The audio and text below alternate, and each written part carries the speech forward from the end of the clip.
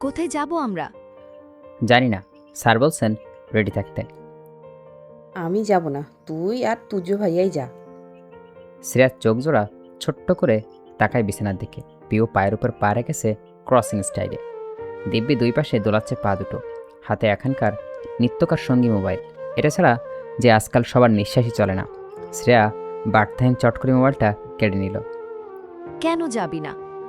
তোরা একসাথে রোম্যান্স করবি, আমি গেলে করতে পারবি বুঝি? পিওর বিবশ কণ্ঠ রসাত্মক বাক্য শুনে শ্রেয়া হতবাক। ভুরুযুগল কুচকে জিজ্ঞেস করে, তোর সাথে যখন আয়ুষ ভাইয়ার সাথে দেখা করতে যেতাম তখন তোরা রোম্যান্স করতি? না তো, তোর সামনে রোম্যান্স করতে লজ্জা লাগবে না আমাদের? এটাই, স্যার গর্ধব নন যে তোর সামনে রোম্যান্স করবে। এবার প্রিয়র কথায় তাল পেয়ে যায়। জেকে ধরল শ্রেয়াকে। মুচকে সে গাল দুটো উঁচু করে পরক্ষণে আবার ভরু নাচায়। তার মানে ভাইয়া আড়ালে রোম্যান্স করে? অনেক রোম্যান্টিক, তাই না? নিজের কথায় নিজে হতবম্ব শ্রেয়া সবর করে ব্যঙ্গ গলায় বলে উঠল, এসব নিয়ে পড়ে থাকবি? রেডি হ, নয়তো স্যার উল্টো আমাকে বকবেন। তোকে ভালোবাসি বলেছে ভাইয়া? প্রিয় হঠাৎ প্রশ্নে ভ্যাবাচাকা খেয়ে গেল শ্রেয়া। অপ্রতিভিত হলো অপ্রত্যাশিত পরিমাণ। বাহ্যিক অংশে অপ্রস্তুত ভাব এলো মস্তিষ্কের নিউরনে নিউরনে। তীব্রভাবে বিচ্ছে প্রশ্নখানা। মা বললেও ওর হৃদয় থামছে না। যেদিন ততক্ষণে বুঝে নাই তুর্যর অপ্রকাশিত অনুভূতি, একদিন থেকে ভাবলে সেটা অব্যক্ত নয়। কারণ মানুষটার প্রতিনিয়ত নিজের আচরণ মিশিয়ে দিয়েছে কোনো এক মনোমুগ্ধকর অনুভূতি। সন্ধি তো ঘটে গিয়েছে, কবে কখন কোন স্থান কেমন করে অদূষিত প্রশ্ন না করলেও চলবে। সর্বক্ষণ ভালোবাসি না ভালোবাসি না বলা মানুষটা কথার ভাঁজে লুকিয়ে থাকে তীব্র ভালোবাসা। শ্রেয়া ঠোঁট উল্টে লাজুক হাসি মিহি কণ্ঠে ছোট্ট করে জিজ্ঞেস করলো। বলা কি খুব প্রয়োজন? পিউ মাথা নাড়িয়ে বলল, একদমই নয়। তবে ভাইয়ার অতীত মানে আহমিকাকে নিয়ে কথাগুলো জানতে ইচ্ছে করে না তোর? অতীত খেটে কী লাভ, যেখানে আমি ওনার বর্তমান ভবিষ্যৎ সব? তাছাড়া ওনার মুখ থেকেই শুনেছি অহমিকা আপু বড্ড স্বার্থপরতা করেছেন। ওনার ঘৃণা মিশ্রিত বাক্যগুলোই বুঝিয়ে দিয়েছে ঠিক কতটা কষ্ট দিয়েছেন অহমিকা আপু। তাহলে তুই স্যারের কাছ থেকে এত দূরে দূরে থাকিস কেন? লজ্জা পাস? একান্তে সময় কাটাতে ইচ্ছে করে না তোর? দেখিস, অহমিকা এসে আবার না তোর স্যারকে নিয়ে যাই। এত কিসের জড়তা? আমি তো আয়ুষকে পারি না খামচে মেরে ফেলি। শ্রেয়ার চক্ষু ছানা বড়া। এই মেয়ের মুখে কিছুই আটকায় না কখনো। সময় মানুষ পরিস্থিতি কিছুই বিবেচনা করে না। কেবল মুখ ফুটেই বলতে পারলেই যে পরম আনন্দ শান্তি। আনমনে কপাল কুঁচ খেল, বলল, তুইও স্যারের মতন লাগামহীন। নিমিষেই পিউ অট্টহাসিতে ফেটে পড়ে। বিছানা ছেড়ে এসে ওকে জড়িয়ে ধরে শক্ত করে বলে, আমি কি ভাইয়ার মতো বলছি নাকি? ভালোবেসে একটু একটু খামচি মারতেই পারি আমার জামাইকে, চাইলে তুইও মারতে পারিস। পরক্ষণে প্রিয়র মুখের অদলে পরিবর্তন আসে ব্যাপক। শ্রেয়ার দেহ মুক্ত করে হাত ধরে বিছানায় এসে বসল। কণ্ঠে গুরুতর ভাব এনে বলল, তোকে কিছু কথা বলবো শ্রেয়া, মনোযোগ দিয়ে শুনবি। এতদিন আমি বাড়িতে সব কিছুই দেখেছি। এটা দেখেছি বড় মা আহমিকাকে বাড়িতে আনার চেষ্টা করছে আবারও। ওনার ভাষ্যমতে আহমিকা মেয়ে হিসেবে ভালো, অথচ উনি অল্পতে পাওয়া সম্মানে ভুলে বসেছেন তুর্য ভাইয়ার খারাপ অবস্থার জন্য সেই মেয়েটাই কোনো না কোনোভাবে জড়িত ছিল। কি না করেছেন ভাইয়া মেয়েটার জন্য, ঠিক কতটুকু ভালোবেসেছিল ওকে আমার জানা নেই। কারণ ভালোবাসার পরিমাপ করার ক্ষমতা আদৌ কারও হয়নি। তবে আমার চোখে পড়তো মাঝে মাঝে মেয়েটার জন্য ভার্সিটির ক্লাস মিস দিয়ে ভাইয়া মেডিকেল কলেজের সামনে দাঁড়িয়ে থাকতেন, যা ওনার ব্যক্তিত্বের সাথে মিলাতে পারতাম না আমি। আমার জানা মতে এবং ছোট থেকে চেনা অনুযায়ী তিনি একজন গম্ভীর এবং খুবই রকচটা স্বভাবের মানুষ ছিলেন। কোনো মেয়ের জন্য ওনার এত অপেক্ষা আমাকে ভীষণ মুগ্ধ করত। চাইতাম আয়ুষও আমাকে এমনভাবে ভালোবাসুক। স্কুলে পড়তাম যখন তুর্য ভাইয়ার এসব পাগলামি আমার কিশোরী বয়সের অনেক প্রভাব ফেলে। ভেবে ভেবে সাজাতাম আয়ুষ কেন একদিন আমাকে এমন করে ভালোবাসবে। ছোট থেকে ওনাদের বাড়িতে আমার আসা যাওয়া লেগেই থাকতো। সেই সুবাদে একদিন গিয়ে আহমিকাকে পাই সেখানে। বড় মা হাতে চুড়ি পরিয়ে দিচ্ছিলেন। তুর্য ভাইয়ার সঙ্গে নাকি ওর বিয়ে প্রায় ঠিকঠাক। তোহা ভাইয়া যাওয়ার পর তুর্য ভাইয়া বেশ ভেঙে পড়েন, আঘাত পায় কিছু কথায়। তুই জানিস না, আমি দেখেছি তুর্য ভাইয়ার কাছে ওনার পৃথিবী ছিলেন তোহা ভাইয়া। কিন্তু সেই পৃথিবী দুমড়ে মুচড়ে যায়, ভুবন নতুন করে সাজায় অহমিকা। শক্ত মানুষ ভাঙে, তবে বাহ্যিকভাবে নয়, ভিতরে ভিতরে। আমরা চাই কেউ আমাদের হোক, আমাদের বুঝুক। তুর্য ভাইয়াও হয়তো চাইতেন, সেই চাওয়ার পরিপূর্ণতা এনে দিল অহমিকা। আবার কেড়েও নেয় সে। একবার দুর্বলতা প্রকাশ করে ফেললে মানুষ সেই সুযোগে আরও কঠিনভাবে আঘাত করে। অহমিকা নিজেকে ভালো জাহির করতে এতটাই পরিপক্ক ছিল যে ওর আসল রূপটাই দেখতে পারেনি। এমনকি তুর্য ভাইয়াও না। বছর খানেক চুটিয়ে প্রেম করে বিয়ের আগের দিন জানাই লন্ডন চলে যাবে, বিয়ে করবে না, বিয়ে নামক বেড়াজালে বাঁধতে চায় না নিজেকে। তুর্য ভাইয়া প্রথমে ভেবেছিল হয়তো মজা করছে, আর সবাই স্বাধীনতা প্রিয়, তাই অনেক বোঝাই, বোঝানোর কোনো ত্রুটি রাখেনি। এটাই বলে পড়তে চাইলে লন্ডনে চলে যাক। এখন বিয়ে করতে না চাইলে অপেক্ষা করবে, পরে না হয় করবে, কিন্তু অহমিকার একটাই কথা, সে বিয়ে করবে না। এটা ব্যক্তিত্ব সম্পূর্ণ মানুষ এতটা নত হলো তার ভালোবাসার কাছে, কিন্তু ফলাফল শূন্য। চলে যায় অহমিকা। সে যাওয়ার পর ভাইয়াকে এসব ব্যাপারে কেউ কিচ্ছু জিজ্ঞাসা করেনি, কিন্তু কথা তো গোপনে থাকে না বেশি দিন, বাতাসের মতোই বয়ে আসে সত্যটা। লন্ডনে অবস্থিত কাজিনের সঙ্গে প্রেম অহমিকার, তাই তুর্য ভাইয়াকে ছেড়ে পাড়ি জমাই। সেই ঘটনার পর থেকে ভাইয়াকে বাসায় দেখা যেত না, সবসময় ভবঘুরে হয়ে গিয়েছিলেন, অ্যাডভেঞ্চার দিয়ে বেড়াতেন। কোনো একদিন আয়ুষ খোঁজ নিয়ে জানতে পারে ভাইয়া অ্যালকোহলে ব্যবহার করছেন। পরিবারের ভাঙন, তোহা ভাইয়ার করা আঘাত, অহমিকার করা কাণ্ডে হয়তো ভেঙে পড়েন তিনি, কিন্তু সেটা প্রকাশ করেননি, নিজেকে সামলেছেন অন্যভাবে। দীর্ঘদিন অ্যালকোহল ব্যবহারের কারণে তিনি সাইকোসিস ডিসঅর্ডারে আক্রান্ত হয়ে পড়েন। পরক্ষণেই প্রিয়র মুখে আদলে পরিবর্তন আসে ব্যাপক। শ্রেয়া দেহ মুক্ত হতেই হাত ধরে বিছানায় এসে বসল। কণ্ঠে গুরুতর ভাব এনে বলল, নেত্রগহ্বর জলে টইটুম্বুর। ভিতরে ধক করে ওঠে শ্রেয়ার। সাইকোলজিস্ট ডিসঅর্ডার সম্পর্কে একটু হলেও অবগত। এটা এক প্রকার মানসিক ব্যাধি, গুরুতর বলা যেতে পারে। মূল বিভর্ষম সৃষ্টি হয় মানুষের মধ্যে। হ্যালোসিনেশন হয় ওই মানুষটার সবসময়, ভাবে কেউ আছে, কাউকে অনুভব করে। কখনো কখনো মস্তিষ্ক উগ্র হয়ে যায়, মানুষের অনুভব করে। এটি মূলত স্বল্পমেয়াদী হয়, বিরল ক্ষেত্রে দীর্ঘদিন, বহু বছরও গড়ায়। সাইকোলজিস্ট একজন ব্যক্তির 5টি ইন্দ্রিয় যার আচরণ এবং আবেগকে প্রভাবিত করতে পারে। মন বাস্তবতার সাথে যোগাযোগ হারিয়ে ফেলে। তুর্যর বেলায় ঠিক এটাই হয়েছে হয়তো। শ্রেয়া ব্যথাতুর কণ্ঠে মৃত্যু আত্মনাদ করে। 2 অধর নড়ে চড়ে ওঠে। সাইকোসিস ডিসঅর্ডার? হ্যাঁ, তুই একবার পত্রিকায় এই রোগ সম্পর্কে পড়েছিলি, আমি দেখেছিলাম। তাহলে তোর ধারণা রয়েছে, আমার আর বলতে হবে না খুলে। ভাইয়ার রোগটা ধীরে ধীরে তীব্র আকার ধারণ করে। উনি বেশি কল্পনা করতেন অহমিকাকে, ওকে ভেবে অনেক মানুষকে আঘাত করে ফেলতেন। প্রথম প্রথম নিজেকে নিজেই থেকে অনেক নিয়ন্ত্রণে রাখার চেষ্টা করতেন, কিন্তু পেরে উঠতেন না। দিনকে দিন ক্রমশ হয় তা কোনো গতি না পেয়ে সকলে মিলে বন্ধ করার সিদ্ধান্ত নেয়। বাড়িতেই ট্রিটমেন্ট চলতো ভাইয়ার। একটার সময় ডক্টর জানালেন চিকিৎসার পাশাপাশি আপনজনদের সেবা যত্ন ভাইয়ার বাস্তব জগতে ফিরে আসতে পারেন। সেহেতু তিনি পরিবারের কাউকে সহ্য করতে পারতেন না, সেক্ষেত্রে দাদি তোকে দেখে সিদ্ধান্ত নেয় ভাইয়ার খেয়াল রাখার জন্য বউ করে আনার।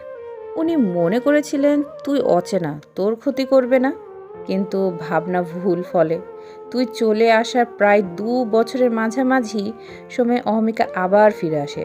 ডক্টর আঙ্কেল ওকে রেফার করে ভাইয়ার ট্রিটমেন্টের জন্য। প্রথমে বড় মা ওকে দেখে জানিয়ে দেয় ঘৃণার ট্রিটমেন্টের করবে না। পরে ছেলের অবস্থা দেখে অটল থাকতে পারে না, বেশ ভালোই চিকিৎসা চালিয়ে যায় ও। সময়ের স্রোতে আবারও ভালো সেজে বড় মার মন জয় করে নেয়। বড় মা ভাবে ও ভালো হয়ে গেছে, এটাও বলে ও নাকি তুর্য ভাইয়ার অবস্থা শুনে ফিরে এসেছে। কি জানি কোন স্বার্থে হাসিলে পরাজিত হয়ে আবার কোন স্বার্থের টানে ফিরে এসেছে। এত লম্বা লম্বা বাক্যে প্রিয় হাঁপিয়ে উঠছে। দীর্ঘ নিঃশ্বাসে নাসারান্দ বেয়ে বাহির উন্মুক্ত হয়। প্রিয় পুনর্বার বলে উঠল, তোকে এগুলো বলার একটাই উদ্দেশ্য শ্রেয়া, ভাইয়ার কাছাকাছি থাকা। কাউকে তোদের আলাদা করার সুযোগ দিবি না, কাউকেই না। ভাইয়া তোকে খুব ভালোবাসে। জানিস উনি কেন এতদিন একা একা কাউকে না জানিয়ে এখানে ছিল? কারণ ভালো নেই উনি। সেদিন সকালে বেরিয়ে আসার একটাই কারণ, উনি অসুস্থ হয়ে পড়েছেন আবারও। পুরোপুরি পিছু ছাড়েনি রোগটা। অতিরিক্ত চিন্তা করলে মাথা ব্যথা করে।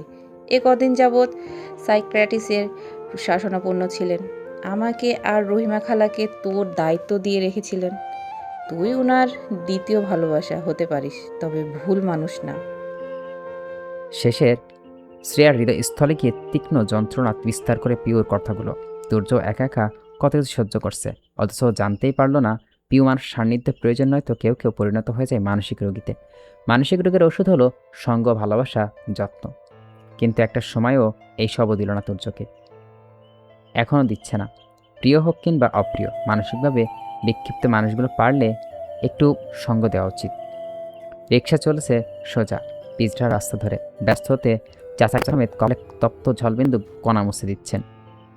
মৃদুমন্দ সমীকরণে বাড়ছে শ্রেয়ার শুভ্র রঙা আঁচল। সবেলা পার হয়ে রজনী নেমেছে সত্য, তবুও ঘোর রজনী চারিধার। কোথাও নিয়ন আলো পথিকের সঠিক পথ দেখিয়ে চলেছে যেন আধারের অতলে ডুবে না যায়। পিউ পাশে বসে খানিক সেকেন্ড বাদেই নীরবতার সমাপ্তি ঘটাচ্ছে। বেশ কয়েকবার মলিন নিষ্প্রভ স্বরে একরাশ আফসোস নিয়ে বলছে, আজকে বড্ড মিস করছি। আগে দূরে ছিলাম, সয়ে গিয়েছে। এখন কাছ থেকে অসভ্য হয়ে গিয়ে অল্প সময়ের বিচ্ছেদ দম বন্ধ হয়ে আসে। বিচ্ছেদের বেদনার স্বাদ শ্রেয়া আনিয়েছে, তাই পিউকে প্রত্যুত্তর শব্দাংশ খুঁজে পেল না। অচিরের পেছনের রিক্সাটা ওদের রিক্সা পার করে থামল। চাচা প্যাডেল ঘোরানো বন্ধ করে দিলেন। শ্রেয়া জিজ্ঞাসক দৃষ্টি মেলেছে সবেই। তখনই তুর্য অপর রিক্সা থেকে নেমে আসে, মুখে কেবল একটা উদ্বিগ্ন অস্থিরতা। বড় বড় পা ফেলে সে বুকে ওর শাড়ির বড়সড় আঁচলটা রিক্সার চাকার কাছে সে তুলে ঠিক করে নিল। শ্রেয়ার হৃদস্পন্দন প্রায় থমকে গিয়েছে। কি হতে যাচ্ছিল এখন? সামান্য সতর্কতার অভাবে প্রাণটা খোয়াতো হয়তো। তুর্যের দিকে করুণ চাহনা নিক্ষেপ করতেই নরম শীতল কণ্ঠস্বর শুনতে পায়, মেরেই ফেলেছিল আমাকে। একই সিরিয়ালে রাস্তার একপাশে দুটো রিকশার অবস্থান লম্বাভাবে, অর্থাৎ একটার পশ্চাতলে অপরটার স্থান। চালক দুজনের মধ্যে একজন তাগড়া যুবক এবং আরেকজন বেশ বয়স্ক, চামড়া কুচকানো। নিঃশ্বাসটাও কেমন ভারী ভারী ঠেকছে মানুষটার। দেহ কাঁপনে ঈর্ষৎ, তবু পেটের ক্ষুধা পরিবার সামলাতে সড়কে দিনরাত পরিশ্রম করে চলেছে। সিয়ার অন্তত কষ্ট হয় এইসব চক্ষু গোচর হলে। মনে মনে কত শতবার ভাবে ও যেদিন অনেক টাকা হবে এইসব মানুষকে সাহায্য করবে, কেননা অভাবও বোঝে।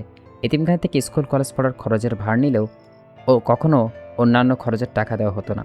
ওই যে রাস্তার অন্য পাশে হাওয়াই মিঠাইয়ের মেলা বসছে, একটা সময় সেগুলো খাওয়ার জন্য 10 টাকাও ম্যানেজ করতে পারতো না। থাকা খাওয়া পড়ার সবই তো এতিমখানার অধীনেই ছিল। কলেজে ওঠা মাদ্রাসার পারমিশনে 2-1টা টিউশনি করাতে সেগুলো থেকে পাওয়া টাকা জমিয়েই রাখতো। 1 পয়সা খরচ করতে গেলেও কেঁপে উঠত বুকটা। ভাবনায় আসতো আগে যে আলতু ফালতু শখ আহ্লাদের টাকা নষ্ট করার মানে হয় না। মূলত পরিস্থিতি আমাদেরকে মনোভাব এমন করে তোলে। কিন্তু এখন ওর অভিলাষ জাগে সুমের একটা গোলাপি রঙের হাওয়াই মিঠাই চিনি আনতে। হলুদ আলোয় আরও মিষ্টি মিষ্টি লাগছে হাওয়াই মিঠাইগুলো। পিউর ডাকে দৃষ্টিভঙ্গ হয় শ্রেয়ার, কর্ণকুহরে আসে। স্যারকে বল আমরা রিকশায়ই যাব। নিমিষে চমকায় শ্রেয়া। ও এতটাই বলবে বলবে ভাবছে। খোলা অম্বর এবং কৃষ্ণ মেঘপুঞ্জের নিম্নতলে চলবে রিক্সা, সঙ্গে থাকবে অনুত্তেজিত স্নিগ্ধ শীতল হাওয়া। উত্তাপের হাসফাস প্রকৃতি কয়েক মিনিটের নিজস্ব রূপের পরিবর্তন ঘটিয়েছে। ঠান্ডা ঠান্ডা নিরুত্তাপ পরিবেশটা ঘাটটা আলতো করে ফিরিয়ে থাকায় অতীব প্রিয়জমের নিকট। তুর্য কানে মোবাইলটা ধরে রেখেছে, অনলাইনের মাধ্যমে গাড়ি ভাড়া করার চেষ্টা। আঁচলটা আটকে যাবার সেই ঘটনায় মিনিটখানেক পোহায়। পিও শ্রেয়া রিক্সা থেকে নামিয়ে ইটপাথরের গঠিত ফুটপাতের দাঁড় করে রেখেছে তুর্য। চালক দুটো ভাড়া মিটিয়ে অস্থিরমাখা কণ্ঠে জানায়, রিক্সায় যাবে না? শ্রেয়া উপলব্ধি করে তুর্য সেই ঘটনা অন্তত গভীর হয়ে পড়ছে। সমস্ত আদলের তীব্র ভয় শঙ্কার ছাপ। সামান্য একটু ব্যাপারে এত উত্তেজনা, ব্যগ্রতা মানুষটার। বাসা থেকে সিদ্ধান্ত নিয়ে আসা হয় আজকে ওরা রিক্সায় করবে। ঘটনাটা ঘটার পর তুর্য মতামত পরিবর্তন করে ফেলছে। শ্রেয়া সোজা হয়ে পিউকে থেমে থেমে লাজুকতার কণ্ঠে বলল, আমি যদি ওনার সাথে এক রিকশায় চড়ি আপত্তি আছে তোর? মানে একা খারাপ লাগবে বাকি রাস্তাটুকু? পিউ মুখ কালো করে ফেলল, স্বর্ণরালী বিষণ্ণ বেদনা মিশ্রিত। আয়ুষের কথা মনে পড়ে যাবে বেশি বেশি। ও শূন্যতায় পুড়ে ছারখার হয়ে যাব। মনে মনে এটা নিয়েই সন্দেহাতীত ছিল শ্রেয়া। একা একা নিশ্চয়ই মনুষ্য হয় মেয়েটার। সুতরাং নিজের কল্পনার জগতে উচ্ছেদ করার চিন্তাভাবনা করল। চিকন অষ্টযুগল ছাড়িয়ে স্মিত হাসত, বলল, আমরা এক রিকশায় যাব, দেখি স্যারকে ম্যানেজ করতে পারি কিনা। এক রিস্কায় তুই আর ভাইয়া যাবি, আরেকটাই আমি আয়ুষকে কল্পনা করে দিব্যি নিঃশ্বাস ফেলবো। আহা!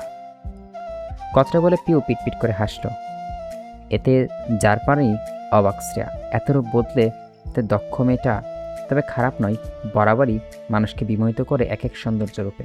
শ্রেয়া ওর হাতটা শক্ত করে চেপে ধরে বলল, শুনেছি সুন্দর মনের মানুষ জীবসঙ্গী হিসেবে একজন ভালো মনের মানুষই পায়। প্রমাণও পেলাম। তুই ও আয়ুষ ভাই দুজন হলেও মন এক। বুঝি না কিভাবে তোদের ঋণ শোধ করব। উপায় বলে দিবি প্রিয়? তুই যতবার হেসেছিস আমাদের ঋণ শোধ হয়ে গিয়েছে। তৎক্ষণাৎ শ্রেয়ার অবরুদ্ধ চাহনি, বিমোর কণ্ঠস্বর, মানে প্রিয় গর্বিত কণ্ঠে আওড়ালো, তোকে ভালো রাখা, হাসিখুশি রাখার জন্যই তো এত কিছু। এতেই ঋণ শোধ হয়ে গেল। এখন জলদি যা, যদি ক্যাব চলে আসে। শ্রেয়া ভিড়িভিড়ু পায়ে হাঁটে, গতি নেই হাঁটায়, কদম ছোট্ট ছোট্ট, খুব বেশি ধীরস্থ। তুর্য মোবাইল কান থেকে নামিয়ে পকেটে পুরে নেয়। শ্রেয়া আসতে দেখে কপালে ভাঁজ পড়ে, ললাট স্পর্শ করে ভুরু যুগল, প্রশ্নবিদের চাহনি নিক্ষেপ করে বলে উঠল, কিছু বলবে? শ্রেয়া অতিকায় ছোট্ট নিঃশ্বাস মুক্ত করে নাকের দুই স্মৃতির মাধ্যমে বড্ড এলোমেলো এবং দ্বিধাদ্বন্দ্বিত গলায় বলে, আমরা রিকশায় যাব, প্লিজ গাড়ি নিষেধ করে দিন। তুর্য হ্যাঁ বা না কোনো বর্ণ উচ্চারণ করল না। শ্রেয়া জিজ্ঞাসক দৃষ্টি মেলে রায় রাখে ঠাই। সেকেন্ডে পল্লব অল্প স্বল্প কেঁপে ওঠে, জাতক পাখি হয়ে আছে সে উত্তর অপেক্ষায়। তুর্য গভীর স্বরে বলল, রিক্স নিতে পারবা না, আমরা ক্যাবেই যাব। শ্রেয়া দমল না, বোঝানোর ভঙ্গিতে বলে উঠল, আমি সতর্ক থাকব স্যার, প্রিয়ও রিকশায় যেতে চাইছে, প্লিজ। তোমার নিজের খেয়াল না রাখলেও চলবে, কিন্তু আমার বউয়ের কিছু হলে একদমই চলবে না আমার। এটা কথাও না আর। ঝাঁঝালো কণ্ঠে কথাগুলো বলে উঠল তুর্য। শ্রেয়া মলিন মুখে আগের স্থানে ফিরে যেতে নিলে হাতে চাপ অনুভব করে। শ্রবণ হয় চিন্তিত স্বর, আমার কাছে তুমি আমার মানসিক শান্তি শ্রেয়সী। অভ্যন্তরে ঢেউ গর্জে ওঠে, অত্যাধিক নিয়ন্ত্রণ হারা তার গতি। শ্রেয়া ভূতলে কম্পন, মন জুড়ে শীতল স্রোত বহমান।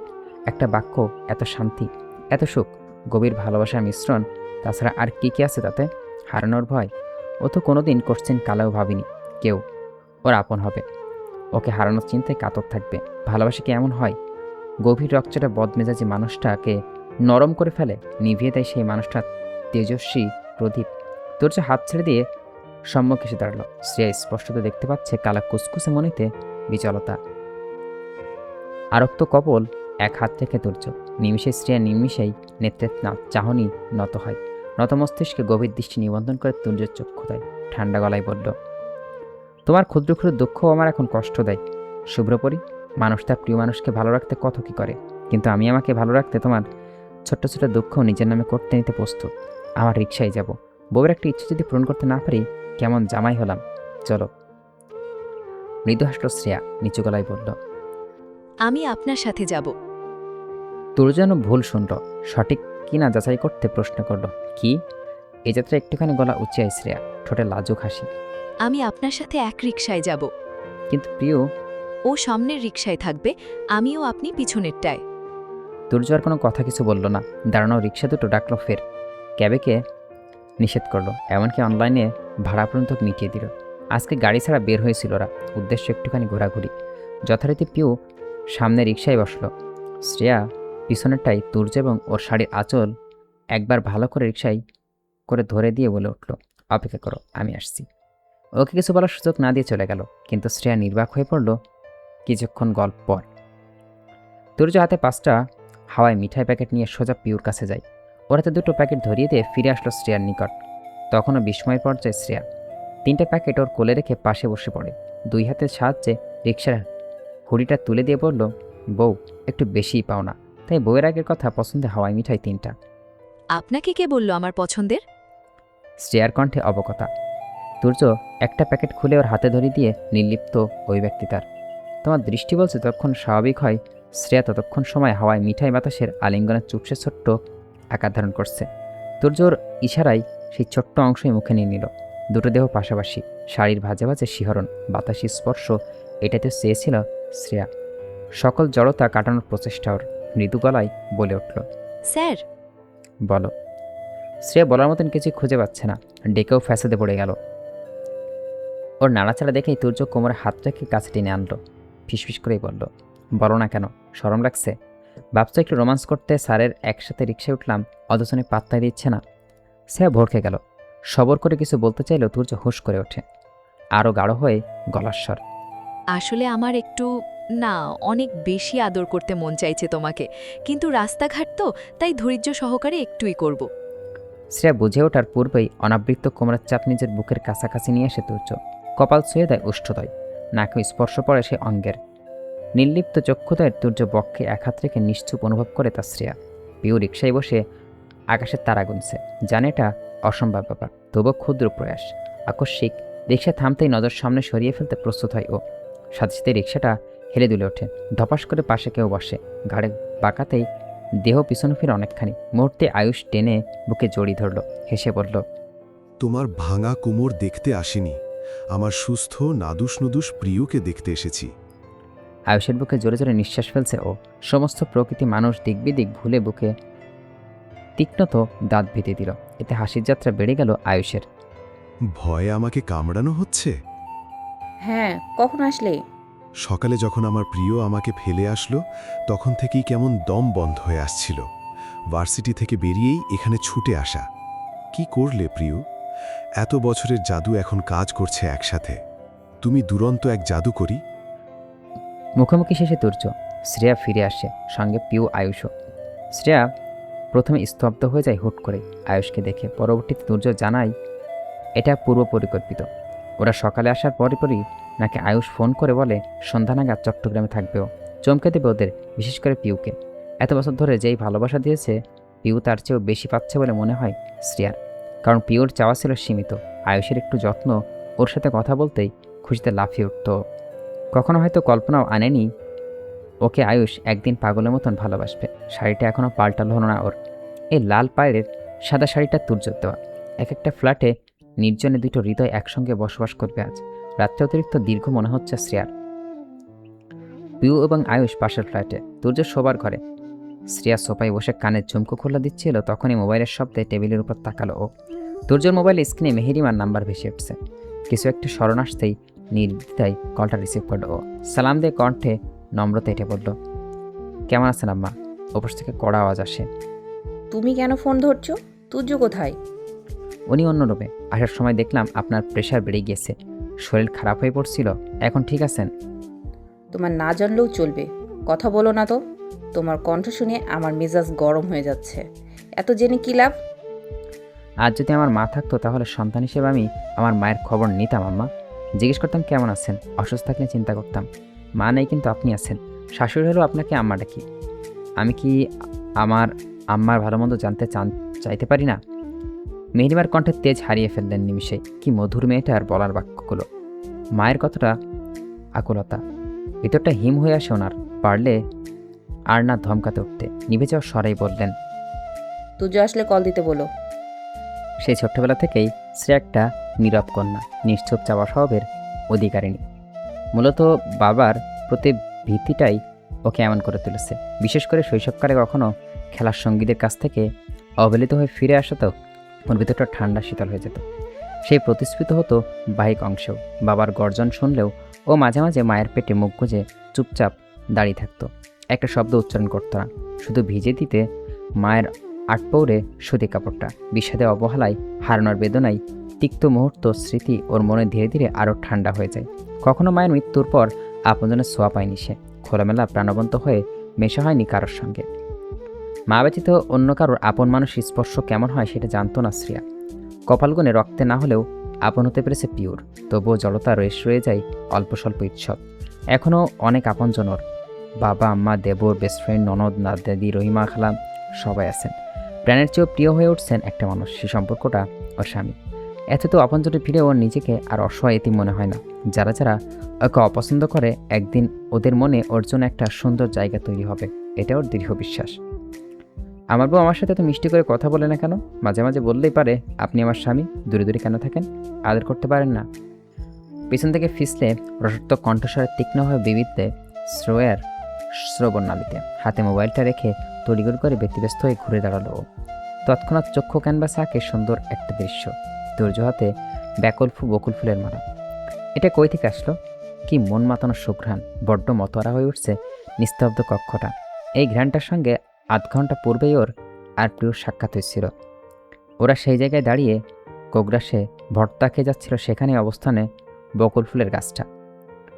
কত অবলীলায় মধুর সৌরভ বিলিয়ে দিচ্ছে সবাইকে। ও ভেবেই নিয়েছে চাচার ভর্তা বেশি বিক্রি হয় এই গাছের কারণেই। সুবাসে লুফে নিতে হয়তো মানুষ ভর্তার অজুহাতে মিনিটের পর মিনিট দাঁড়িয়ে থাকে, কিন্তু তুর্যর হাতে বকুল ফুলের মালা এলো কোথা থেকে? লজ্জায় প্রশ্ন করতে পারছে না সে। কী সব বলল সামনে দাঁড়ানো ব্যক্তি। ওর কিছু বলার আক্ষেপও করলো না তুর্য। কোমল হাতটা টেনে নিজের কাছে নিল। বকুল ফুলের মালাটা কবজি জড়িয়ে দিতেই মুগ্ধ হলো। খুব খুব যত্নের সাথে পরিয়ে দিচ্ছে। শ্রেয়া ফ্যালফাল নয়নে চেয়ে রইল। ছোট্ট করে প্রশ্ন করে ব্যাঘাত ঘটালে তুর্যর কাজে। এটা কখন আনলেন? তুর্য বেজায় বিরক্ত হলো। গভীর কণ্ঠে বলল, প্রশ্নটা পরে করা যেত না?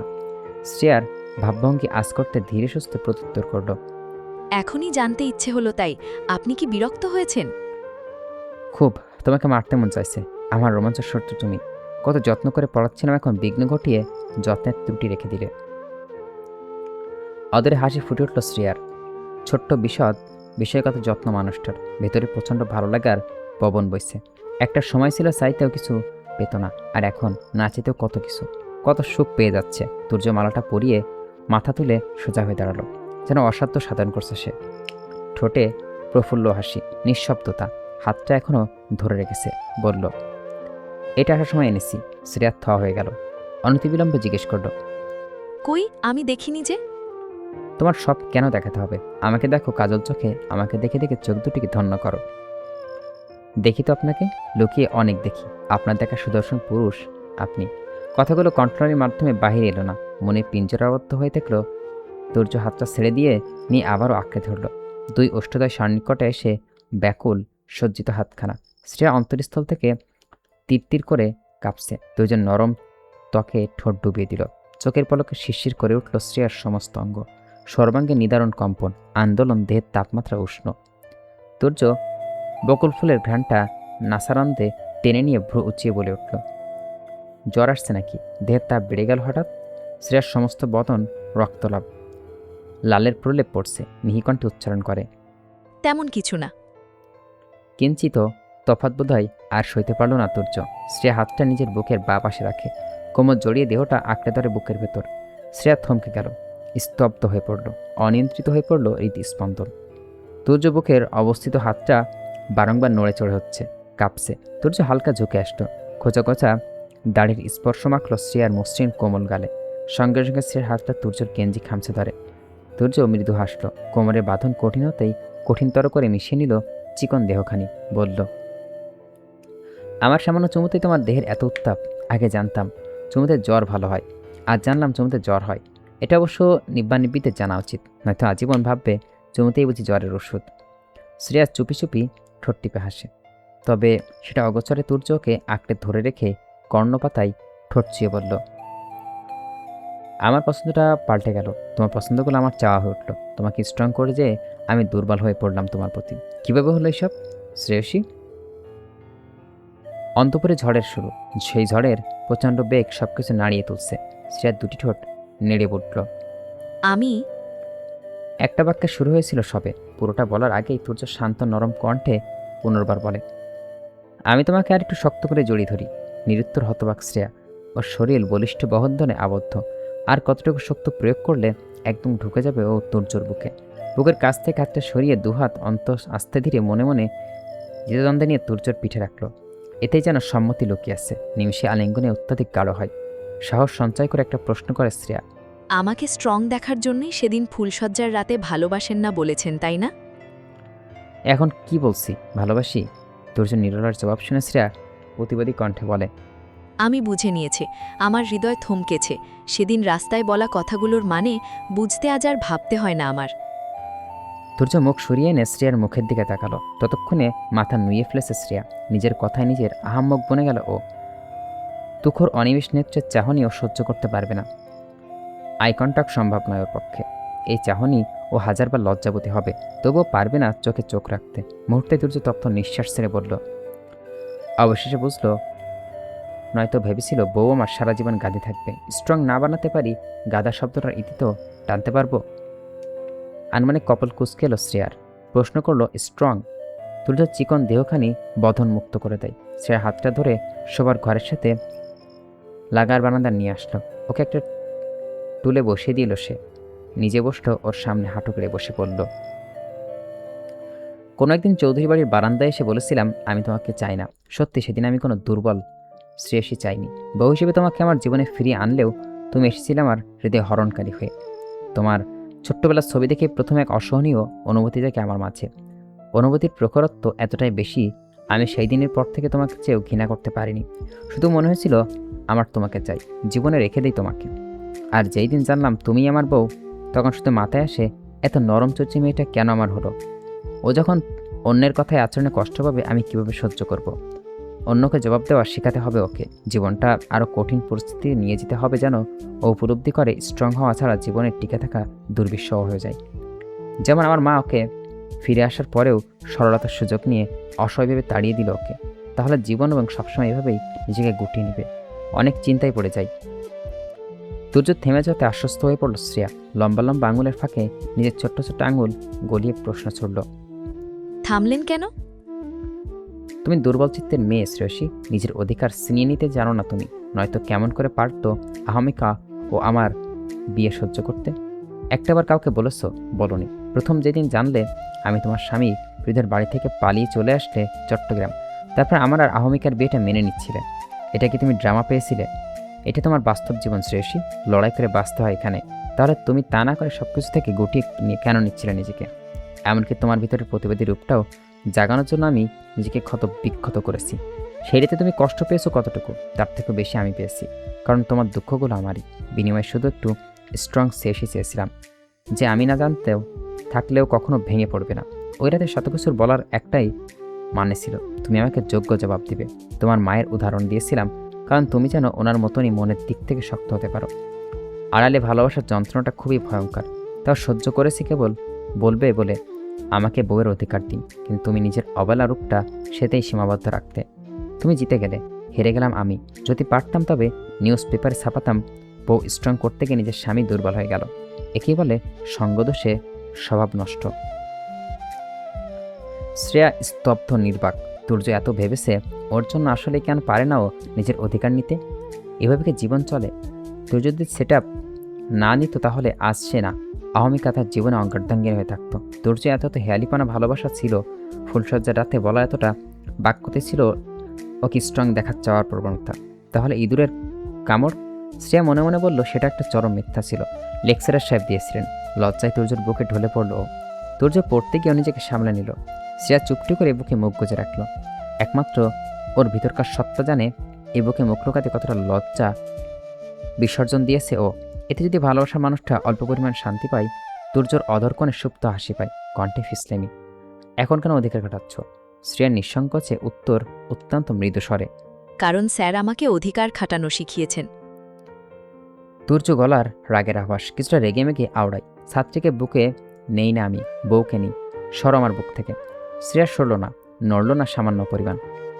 চন্দ্র রেশনাই ব্রেন করছে। অনামিশায় ডুবে থাকা বারান্দায় আসছে একটু একটু আলো।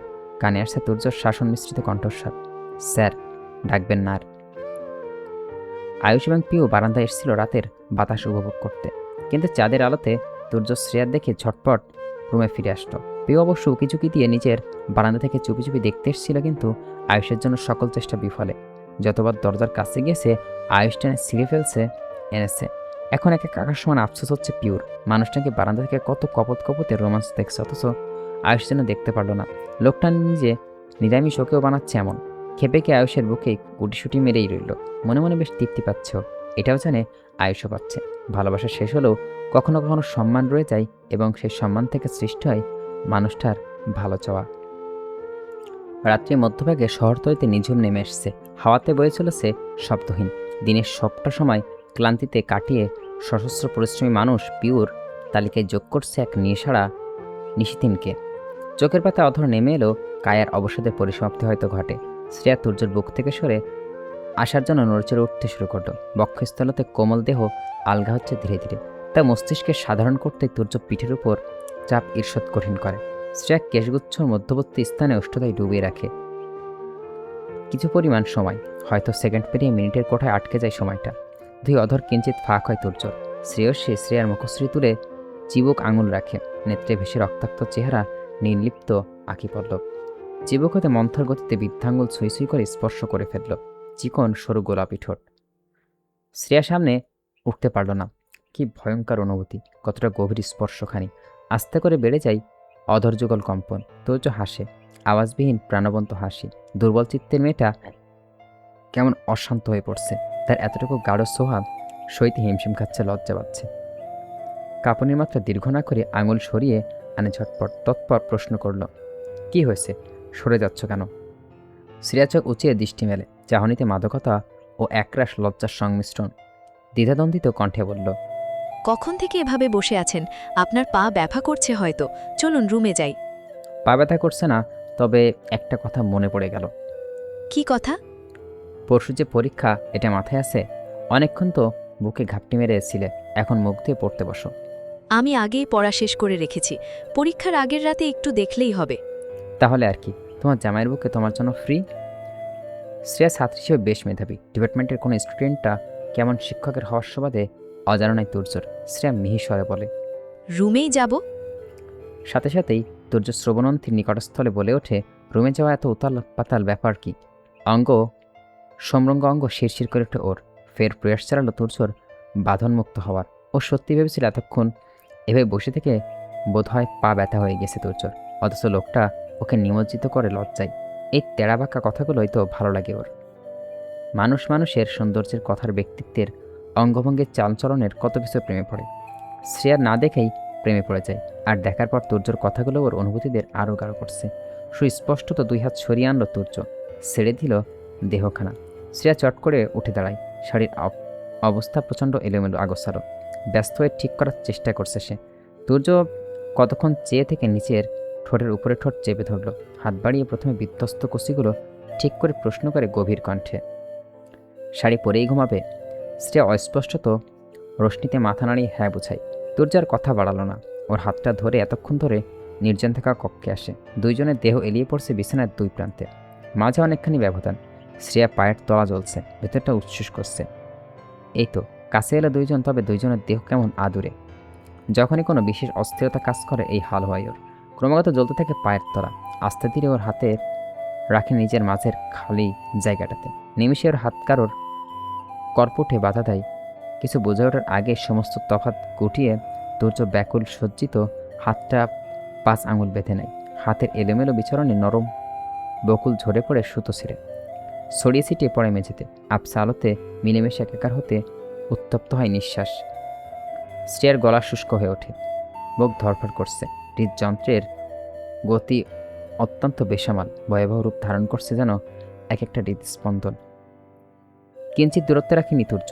ওর কাছাকাছি সে গলায় মুখ শুইয়ে দেয়। কণ্ঠস্বর অতীব নিঃশক্ত প্রগাঢ়, এক নিঃসংকোচ মায়াময় আবেদন করে বসে, শ্রেয়সী আমার হবে। নেত্রযুগল বুঝে আসে ওর। চক্ষু কর্নিশ শুয়ে নেমে যায় জল। এত হৃদয় নিংড়ানো কেন? বাক্যটা কি করে জবাব দিবে ও?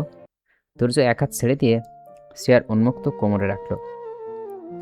গালে ঠোঁটে স্পর্শ এঁকে বলল, মুখে জবাব দিতে হবে না, সম্মতি সে অনুভবে বুঝিয়ে দাও। অপেক্ষাটা দীর্ঘ করো না আর। এটার যেন অনেক যন্ত্রণা শ্রেয়সী। এই আকল কণ্ঠ শুনতে চায় না শ্রেয়া। কাঁপা কাঁপা অধৈর্যগল তুর্যর গালে রাখল। তাদের স্থায়িত্ব হলো সেকেন্ড খানিক। সরিয়ে আনলো তড়িৎ বেগে। শরীরে ভাজে ভাজে গেল তরঙ্গ এবং শাড়ির ভাজে প্রিয় মানুষের হাতের ঈর্ষদ বিচরণ। জানালার ধারে শুয়ে আসা চাঁদের রূপের শ্রেয়া চক্ষে পড়ল তুর্যর ওর মুখশ্রীপানে রাখা অনিমেষ অপলক দৃষ্টিতে নেত্র। তড়িগুড়ি করে মাথায় ওড়না চাপিয়ে নিল শ্রেয়া। প্রিয় এখনও হাতের ঘড়ি পড়ছে। শ্রেয়া বিরক্ত ভঙ্গিত আওড়াই, পরীক্ষা শেষ হয়ে যাবে, তুই ঘড়ির বেল্ট বাঁধতে বাঁধতে। এটা কি রিকশায় বসে বাঁধতে পারবি না? প্রিয় তবুও নাসর বান্ধা। দাঁড়িয়ে একটা মিনিট নষ্ট করে ঘড়িটা পড়ল। এইসব পড়া পরীক্ষা ভালো লাগে না ওর। আয়ুষ যদি মুখে একটা বার স্রেফ একবার উচ্চারণ করে তোমার আর পড়তে হবে না, তাহলেও আয়ুষকে গুনে গুনে 100টা চুমু খাবে। কিন্তু একটা কথা হওয়ার নাই, সেটা সে দিব্যি জানে। মুখ কালো করে শ্রেয়ার সাথে বেরিয়ে পড়ল। ভাগ্য সুপ্রসন্ন হওয়ার সাথে সাথে রিক্সা মিলে। প্রিয় ঘুমো ঘুমো চোখে প্রশ্ন ছুড়ে দিল, ভাইয়া চলে গিয়েছে? হ্যাঁ, ওনার ডিউটি আছে পরীক্ষার হলে, তাই একটু আগেই বেরিয়ে গিয়েছেন। ওহ, তুই কি ওনার উপর রাগ? প্রিয় চোখ বড় বড় করে ব্যঙ্গ্র গলায় বলে ওঠে, আরে না, আসলে ভাইয়ার কারণে রাতে বেশিক্ষণ পড়তে হলো আমাদের, তাই এখন ঘুম পাচ্ছে। না, দেখিস ঘুমাতে ঘুমাতে রিক্সা থেকে পড়ে যাস না। আমার স্ত্রীও থাকতে কখনোই পড়বো না। শ্রেয়ার কণ্ঠনালী গলিয়ে কথা বেরিয়ে আসলো না। সূক্ষ্ম নিঃশ্বাস সারল ও। এত বিশ্বাসের পিছনে কিছু বলা যায় না, বলতে গেলে উপযুক্ত শব্দ নেই। দুই বান্ধবী মিলে দৌড়ে পরীক্ষার হলরুম পর্যন্ত আসে। ইতিমধ্যে স্যার ঢুকে গিয়েছে। শ্রেয়া ভালো করে তাকাতেই দেখে আজর হাতে তুর্য পড়ছে। ওকে দেখেই ঢোকার আদেশ দেয় তুর্য। তাড়াতাড়ি করে প্রবেশ করে দুইজন। তুর্য সামনে সাথে খাতা রেখে চলে গেল। আর চোখে একটু চেয়ে খাতা কলম লিখতে মনোনিবেশ করে শ্রেয়া। কি মনে করে অজান্তেই পুনর্বার তুর্যের দিকে দৃষ্টি নিক্ষেপ করে। অন্তঃস্থল মন দ্রিম দ্রিম করে উঠল নয়নজোড় আটকে পড়া তুর্যর খাড়ে লম্বা দাগটার দিকে। আঁচলটা অত্যাধিক তাজা হয়ে দেখাচ্ছে। ফাঁকা ঢোকিল একদিকে, আষাঢ়ে আঁচলটা এখনো আছে। এত গভীরভাবে দিয়েছে, কই তুর্য তো কোনো প্রতিক্রিয়া করেনি। সরম চোখ মুখ কুচকে আসে বারংবার।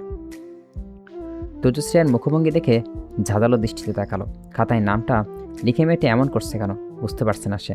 ঘন্টা পড়লো প্রশ্ন দেওয়ার বাহানায় কাছে এসে তাতে দাঁত চিপে সরাই বলে জিজ্ঞেস করলো কি হয়েছে। তড়াক করে লাফিয়ে ওঠে শ্রেয়া, অপ্রস্তুত ভাব। প্রশ্নটা হাতে নিয়ে অপর দিকে চেয়ে দেখে অন্য একজন স্যার প্রশ্ন দিচ্ছেন। পাশের মেয়েটাও ডাবডাব দৃষ্টিতে চেয়েছে, তাই চেয়েও কথাটা বলতে পারল না। চুপচাপ লিখায় মনস্থির করে, কিন্তু তার ঠিকঠাক হচ্ছে না। বারবার তুর্যর ঘাড়ের চোখ চলে যাচ্ছে। পুরোটা পরীক্ষায় দিল এমন করে।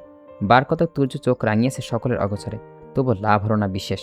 যেন পাহারা দিচ্ছে কেউ তুর্যর ক্ষতটা দেখে নিল কিনা। পরীক্ষা শেষ হতেই প্রাণ ফিরে পেল। খাতা জমা দিয়ে বের হতেই প্রকৃতির তরফ হতে উপহারস্বরূপ পাওনা স্নিগ্ধ প্রচেষ্টা নিল অভ্যন্তরে। প্রিয়র চিন্তা হচ্ছে অনেক, পরীক্ষা ততটা একটা ভালো হয়নি। আয়ুষ বলছে রেজাল্ট ভালো না হলেও ওকে কম কম আদর করবে। একদিকে পড়তে দম বন্ধ হয়ে আসে, অন্যদিকে আয়ুষের অমন শর্ত। মোবাইলটা বের করে আয়ুষকে ফোন দিল। রিসিভ হতেই কিছু দূর চলে যায় কথা বলতে বলতে। কেউ যেন দেখে অনায়াসে বলবে মেয়েটা নতুন নতুন প্রেমে পড়ছে। হাঁটতে হাঁটতে কথা বলে, গাছের পাতা টেনে ছিঁড়ে ধরে কথা বলার সময়। গাছের গায়ে নখের আঁচড় কয়েকটা, এগুলো নাকি নব্য প্রেমে পড়ার লক্ষণ।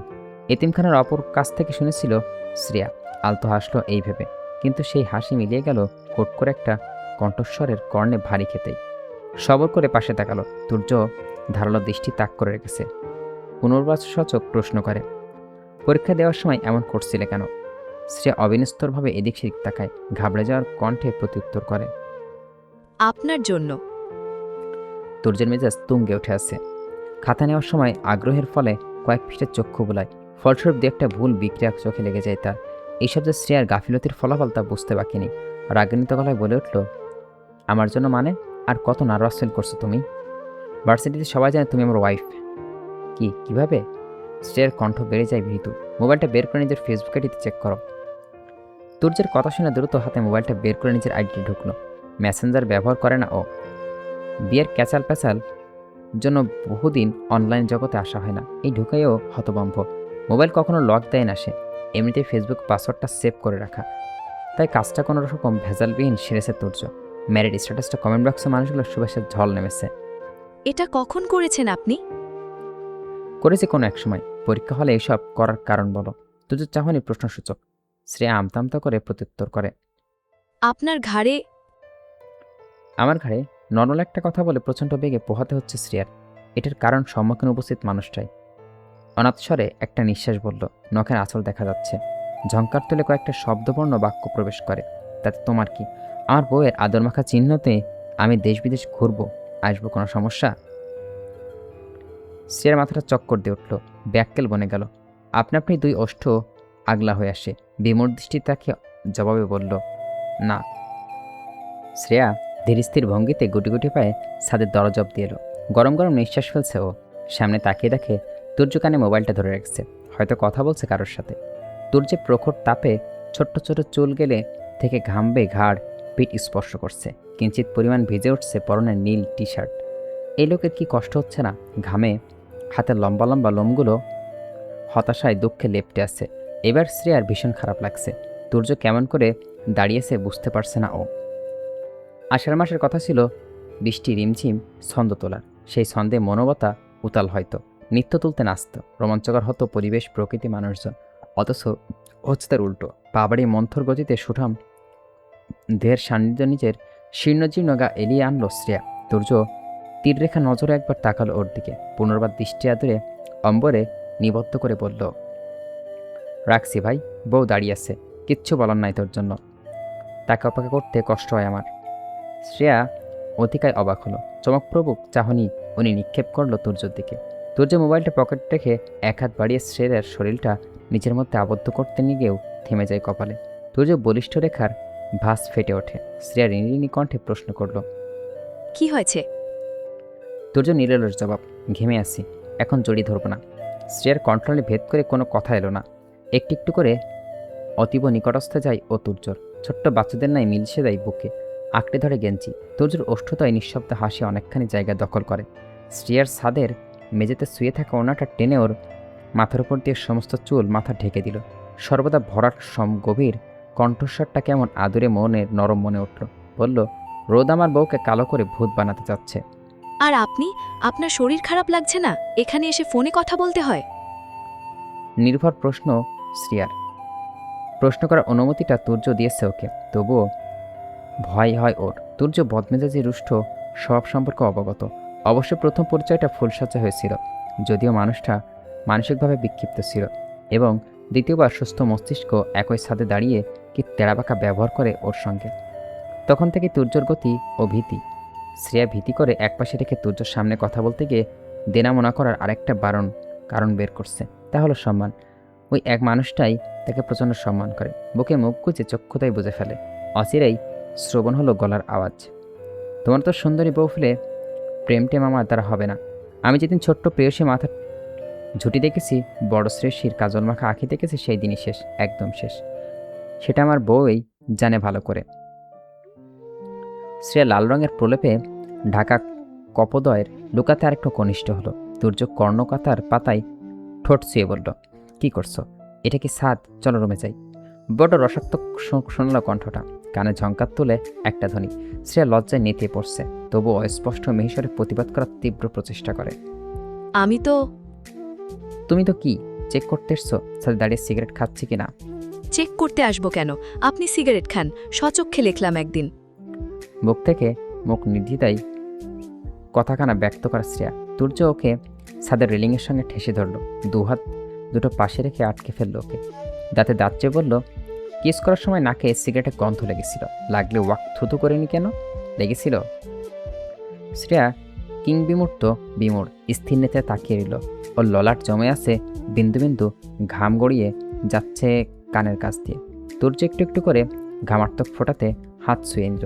নিশ্চল মায়াবী নয়ন যারা কতক্ষণ চেয়ে থেকে কপালে রাখল ওষ্ঠদয়। শ্রেয়ার বক্ষস্থল থরথর করে কেঁপে উঠল। শারীরের সর্বাঙ্গে ছড়িয়ে পড়ে সেই কম্পন। ওর মনে হচ্ছে জীবনটা এখন সুখের অনুচ্ছেদ, ভালোবাসার অভাব নেই।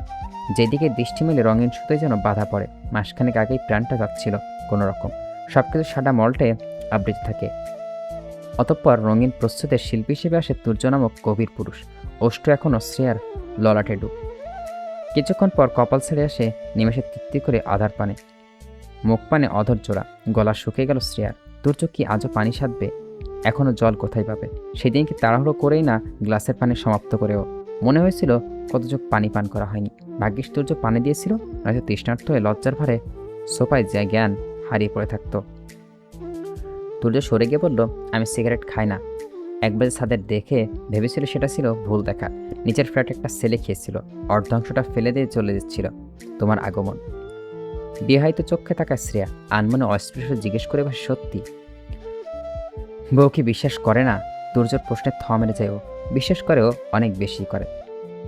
পুনর্বার লৌহস্বরে বলে ওঠে তুর্য, আমার জীবনের সব কিছু ভুল অনেকখানি সময় নষ্ট করে দিয়েছে। সুস্থ স্বাভাবিক থেকে আমি তোমার সঙ্গে থাকতে চাই।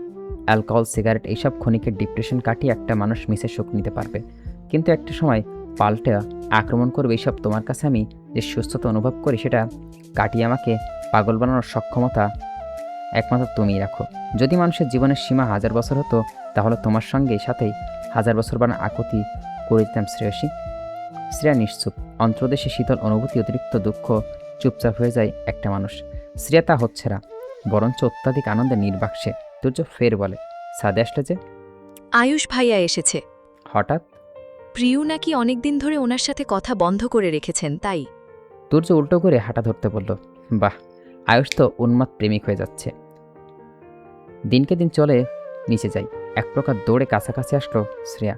সামনে দাঁড়িয়ে পড়ল তুর্য। ভ্রুকুচকে ঈর্ষৎ রাশভারী কণ্ঠে বলল, কি হলো? আমরা আরও পরে যাই। কম্পনরন্ত কণ্ঠে উত্তর দেয় শ্রেয়া। তুর্য বাক্যা আসে, বলে, ওদেরকে প্রাইভেসির জন্য পুরো ফ্ল্যাট লাগবে, এক রুম হলে হয় না? আমাদের তো একটা রুমেই চলে। সারা জীবন নীরব থেকে এখন আমার কাছ থেকে এক ধাপ এগিয়ে গেল আয়ুষ। বউটা গাধি বোকাশোকা না হলে আমি অনেক ধাপ এগিয়ে যেতে পারতাম। এই যাত্রায় আর সহ্য করতে পারল না শ্রেয়া। এক মারাত্মক কথা। এদিকে সেই দিক তাকাতে তুই চোখ কবজি চেপে ধরে বুকের সাথে মিশিয়ে বলল, লুকোচুরি খেলতে হলে আমার বুকেই লুকাও। প্রিয় ভয়ঙ্কর রেগে আছে। রাগের কারণে আয়ুষ সত্যকে পরীক্ষায় খারাপ হওয়ার আগে আদর দূরে ফোন দেয়নি। পরীক্ষা শেষ হয়েছে কত ঘন্টা সেকেন্ড পেরিয়ে গেল। 5টা দিন আয়ুষকে যন্ত্রণায় রেখেছে, বাড়িয়েছে ছটফটানি। পরে যখন রাগ কমলে কল দেয় পিউ, পাল্টা জেদ ধরে ফোন করে না। শেষমেশ বাধ্য হয়ে আবারও চট্টগ্রাম ছুটে এসছে। এখনও আসার পর থেকে কথা বলছে না প্রিয়, এমনকি দরজা লেগে রুমের ভেতর বসে আছে। আয়ুষ দরজার সামনে দাঁড়িয়ে মলিন কণ্ঠে বলল, আমার যন্ত্রণা হচ্ছে লেট লতিফ, বেরিয়ে আসো। রেজাল্ট খারাপ হলেও বকা দেব না, বিশ্বাস করো। খুব ভালোবাসি তোমাকে।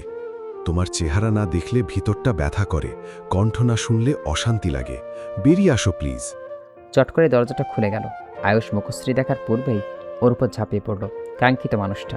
প্রিয়র নিকট তার নিরামিষ স্বামী এখন বদপ্রেমিক।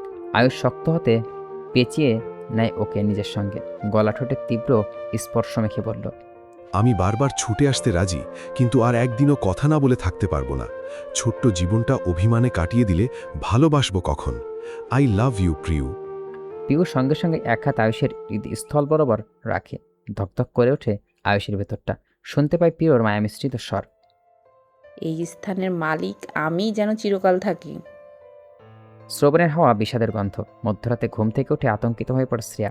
দেখে তুর্য হন্তদন্ত হয়ে বেরিয়ে যাওয়ার তোড়জোড় চালাচ্ছে। শ্রেয়া কোনো কিছু না ভেবে বিছানা ছেড়ে ভয়ার্ত কণ্ঠে প্রশ্ন করল। কোথায় যাচ্ছেন? তুর্য ওর হাত ধরে দীর্ঘ নিঃশ্বাস ফেলে বলে, যেমনই আসো তেমনই চলো। মনটা কু ডাকছে শ্রেয়ার। গলা ধরে এসে কেন? প্রিয় গাড়িতে অপেক্ষা করছে, বাবার শরীর ভালো নেই, হার্ট অ্যাটাক করেছেন। ভূতল কেঁপে উঠল শ্রেয়ার। সেই দিন ওনার সন্ধি হলে বুড়ো মানুষটার হৃদয়ের সঙ্গে সুন্দর একটা বাবা মায়ের সম্পর্ক সৃষ্টি হয়েছিল। এভাবে কি সুন্দর মুহূর্তগুলো জলদি জলদি ফুরিয়ে যায়? প্রকৃতি যখন দুতি ছোঁয়ায় পেতে ব্যাকুল, তখনই হাসপাতালে করিডোরে এসে পৌঁছায় তুর্য, শ্রেয়া, পিউ। মেহরিমা চৌধুরী থমরে বসে আছেন। পাশে বসে সান্ত্বনা দিচ্ছেন ত্রিহা। শ্রেয়া জড়তার শঙ্কা নিয়ে ওনার কাছে এগিয়ে আসলেন। তুর্য গিয়ে ডাক্তারের কাছে। অসহায় চোখে শাশুড়ির অশ্রু বিসর্জন দেওয়া দেখছে শ্রেয়া। খারাপ লাগছে ওর। ওখানে আর একটু হালকা করতে পারল না। নুরুল চৌধুরী বুকে চাপা থাকা কষ্টের ভার। এই ওজন সইতে না পেরেই যেন আজকে এই পরিস্থিতি তৈরি হয়েছে। কখনো তিনি মুখ খুলে ছোট বাচ্চাদের মতন আবদার করতে পারলেন না আমার কাছে ছেলেদের আগের নাই ফেরত চাই। কিন্তু শ্রেয়া ঠিকই উপলব্ধি করছিলেন ওর কথাগুলো কতটা আর্তনাদ মিশিয়েছে। ত্রিহা ওকে দেখে নিজের জায়গাটা ছেড়ে ইশারা করল বসার জন্য। মাথা নাড়িয়ে না জানালো সে। ত্রিহা শুনল না, হাত ধরে বসিয়ে দিল। প্রিয় হয়ে ওঠা যায় না, প্রিয় না হলেও কমপক্ষে মনের কৃতজ্ঞতা একটি স্থান সৃষ্টি করা যায়। সে কিছু সময় পর বিরিনি মিনমিন কণ্ঠে বলল, আম্মা, কাঁদবেন না, বাবা সুস্থ হয়ে যাবেন। মেহেরিমা ঘাড় বাঁকিয়ে চাইলেন, চোখ মুখ বিধ্বস্ত ভাব। কোনো কথা বলতে মন চাইছে না ওনার, তবুও কাতর স্বরে বলে উঠলেন, তুর্যকে বলো তোহাকে কল দিতে, দরকার হলে আমি সে বাড়ি ছেড়ে দেব। আমার স্বামীর প্রথম ভালোবাসার চিহ্ন মুছে যাক, তা আমি চাই না। যে ভালোবাসা হারায় সে বুঝে, তার স্মৃতিটুকু আঁকড়ে ধরে রাখতে না পারার যন্ত্রণাটা ভেতরে কুড়ে কুড়ে খাই। আমার সম্মান রক্ষা করতে গিয়ে উনি ছেলের সাথে এত বছর যোগাযোগ করলেন না। আসলে সৎই হয়। যতই একদম বুকের ভেতরে ঢুকে ফেলো না কেন, কখনো সৎতকমা মুছে যাবে না। আপন মা 1000 বার মারলেও তাতে সমাজ বা ছেলে মেয়ের কিছু যায় আসে না। সেক্ষেত্রে এটা শাসন। সৎমা যদি একটু উচ্চ আওয়াজেও করে তাহলে ধরেই নেয়।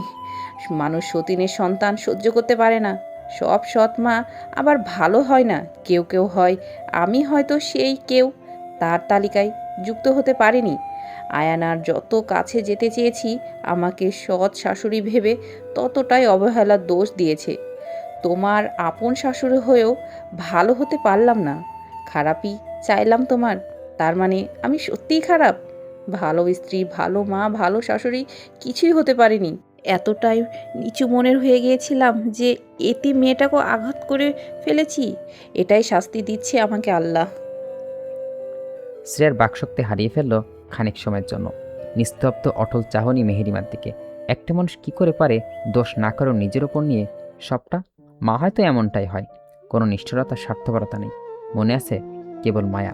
আচ্ছা, তোহাস কি যোজন দূরত্বে থেকেও কখনো অনুভব করছে সে কতটা জঘন্য ব্যবহার করছিল মায়ের সঙ্গে, কতটা ক্ষত বিক্ষত করছিল মা বাবার মন। আরিয়ানা কি আঁচ করতে পেরেছিল নিজের ভুল নাকি সবকিছু তার ইচ্ছাকৃত ছিল? বুক পেটে কান্না আসার উপক্রম শ্রেয়ার, কণ্ঠনালী কাঁপছে। নিজেকে সামলে ধাতস্থ করল। আপনি কোনো দোষ করেননি, বরং তোহাস ভাইয়া নিজের কারণেই মায়ের আদর থেকে বঞ্চিত হয়েছে।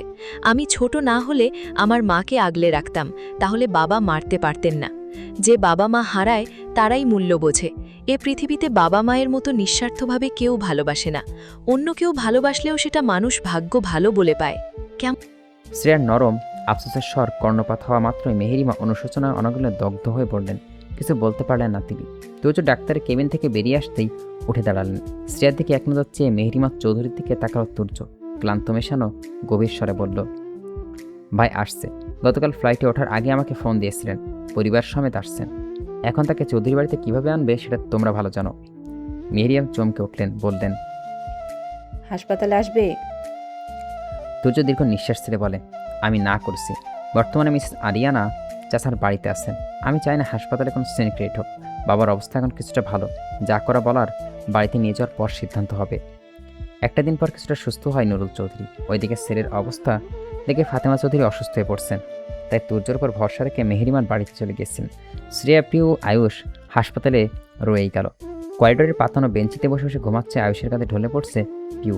অপরদিকে শ্রেয়া বসে বসে ভাবছে কীভাবে এত এত মনোমালিন্যের দেওয়াল ভেঙে এক হয়ে পুরো পরিবার একই ছাদের নিচে কত মানুষের বসবাস করে, অথচ সবার মনের মিলন থাকে না।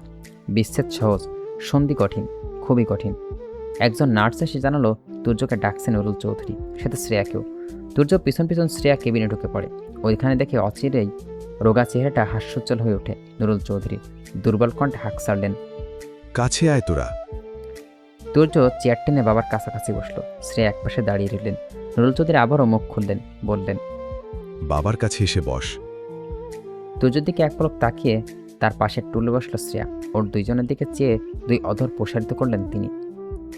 জিতে গেলেন, নিজের অভিমান ভেঙে ছেলেকে ডাকলেন না, কিন্তু সেই অভিমানের ভারে দুনিয়া ছাড়তে রাজি আছেন। তার ছিলমাখা কণ্ঠে এক একটা বাক্য উচ্চারণ করল তুর্য। শ্রেয়া আটকে উঠল। একটা অসুস্থ মানুষকে এভাবে বলা ঠিক, কিন্তু নুরুল চৌধুরী হাসি দেখে বিস্ময়ের চরম পর্যায়ে পৌঁছে গেল ও। তিনি খোশমিজাজ ওকে লক্ষ্য করে বলল, এই কথাগুলোতে কি আছে জানিস মা? কষ্ট, অভিমান, আমাকে হারিয়ে ফেলার ভয়, ভাইয়ের প্রতি ভালোবাসা, সম্মান। তোর স্বামী আমাকে এত ভালোবাসে কিন্তু প্রকাশ করে না। ওর কি বাবার প্রতি ভালোবাসা প্রকাশ করতে লজ্জা লাগে? শ্রেয়া সাহসী করার কাজ করে বসল। তৎক্ষণাৎ বলে ফেলল, হয়তো। নিমেষেই তুর্য রসপূর্ণ চাহনি নিক্ষেপ করল ওর উপর। দৃষ্টি দমে গেল ওর। নুরুল চৌধুরী মৃদু ধমকে বললেন, ওকে চোখ রাঙালে কেন? আমার সহজ সরল মেয়েটাকে একদম ভয় দেখাবে না। যা সত্য তাই বলেছে ও। শুনলাম তোমার ভাই এসেছে সম্পত্তির ভাগ নিতে। না, অফিসের কাজে এসছে, চলে যাবে আবার। ওকে চৌধুরী বাড়িতে নিয়ে এসো, সম্পত্তির ভাগ করব। ওর বউকেও আসতে বলো।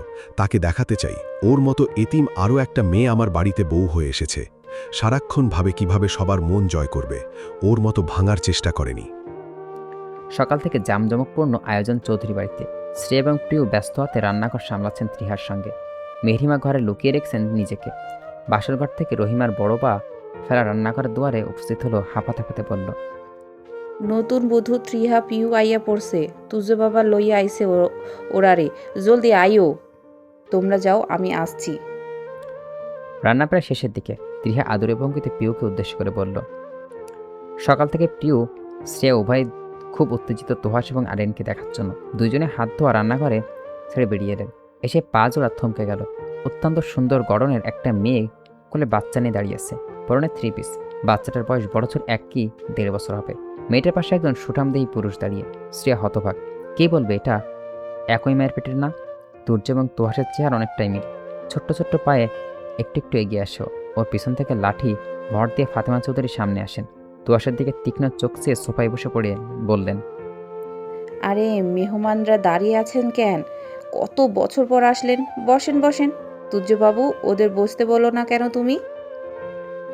প্রিয় মুখ টিপে হাসছেন। তুর্য ধপ করে ফাতেমার পাশে বসে পড়ল। ফিসফিস করেই বলল, চারিধারে দৃষ্টি বুলাচ্ছেন তোহাস। দাদির খোঁচামারা ও ঠিকই বুঝতে পেরেছে। নিজেকে বড্ড অপরাধী মনে হচ্ছে সবার সামনে। কেউই এগিয়ে এসে কথা বলছে না, না বলাই স্বাভাবিক। শ্রেয়ার সামনে মানুষটার মনে হলো বুঝে নম্র কণ্ঠে বলে উঠল, আরিয়ানা, ভুরুকুসকে তাকালো। তোহাসের মুখে হাসি টেনে উত্তর দেয়, ভালো, তুমি তুর্যর বউ, রাইট? আমার শান্তশিষ্ট প্যাচবিহীন ভালো মনের বউ। সোফায় বসে আয়েশি ভঙ্গিতে বলে তুর্য।